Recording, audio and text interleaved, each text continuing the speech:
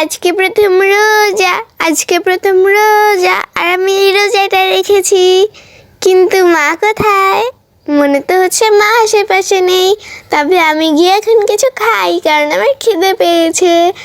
আমার মা তো আমাকে জোর করে রোজা রাখাচ্ছে, আমার রোজা রাখতে একদমই ভালো লাগে না। ওয়াও, এখানে তো আমার পছন্দের আপেল আছে, আমি তাড়াতাড়ি আপেলটা খেয়ে ফেলি। দেখে তো আপেলটা মিষ্টি কিনা। ওই তোর রোজা রেখে আপেল খাওয়ার এত শখ? আচ্ছা তুই টেস্ট কর আপেলটা মিষ্টি কিনা, তারপর আমার ঝাড়ুর বাড়ি খেতে কতটা মজা আমি তোকে সেটাও টেস্ট করাবো। মা, আমি আপেলটা খাচ্ছিলাম না তো, আমি তো বাইরে যাচ্ছিলাম। বাইরে যাওয়ার সময় দেখলাম যে আপেলটা মাটিতে পড়ে আছে, তাই আমি আপেলটাকে তুলে রাখছি। হয়েছে, তোর আর মিথ্যা কথা বলতে হবে না। চুপচাপ আপেল রেখে যা গিয়ে পড়তে বস। হ্যাঁ, আমি এখনই পড়তে যাচ্ছি, তাড়াতাড়ি এখান থেকে পালাই বাবা। কিছুক্ষণ পর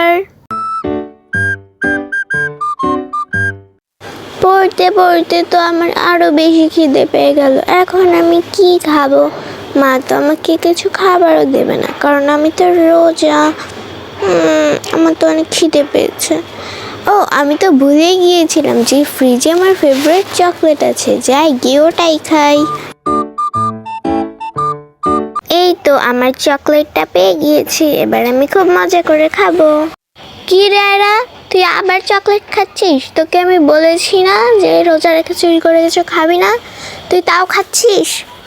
মা, আমি তো শুধু দেখছিলাম যে চকলেটটা আবার ফ্রিজের ভেতরে জমে নষ্ট হয়ে গেল কিনা, আমি এটা খাচ্ছিলাম না তো। চুপ কর, রোজা রেখে আর মিথ্যা কথা বলতে হবে না তোর। তুই যদি আর একবার এই চকলেটটা হাত দিস, তাহলে এই চকলেটটা যাবে ডাস্টবিনে, আর তুই যাবি বাহিরের রোদে কান ধরে দাঁড়িয়ে থাকতে, বুঝেছিস? আর যেন আমি না দেখি যে তুই কিছু খাচ্ছিস।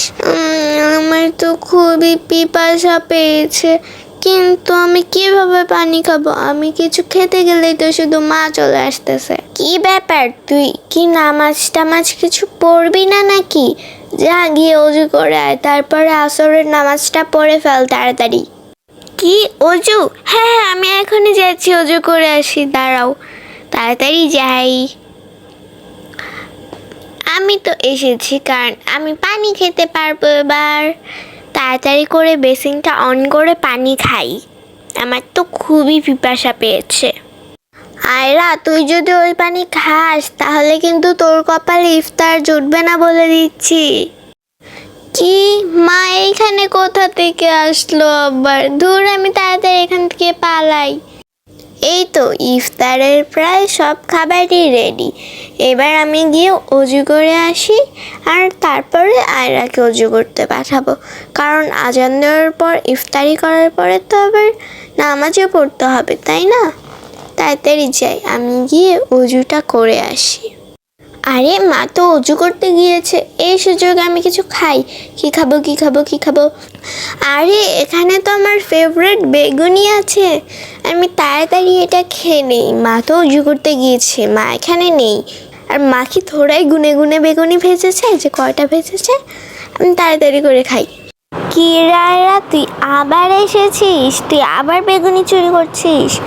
যা বলছি গিয়ে চুপচাপ অজু করে আয় বেগুনি রেখে। ইফতারের সময়। মা, আজান কখন দিবে? একটু পরেই আজান দিবে। এখনো তো আজান দিল না। আরে একটু পরে আজান দিবে। কি ব্যাপার মা, এখনো তো আজান দিল না? ওই তুই কি শুরু করছিস? বলতেছি একটু পরেই আজান দিবে, কখন থেকে বারবার জিজ্ঞেস করতেছিস আজান দিবে কখন? বললামই তো একটু পর আজান দিবে।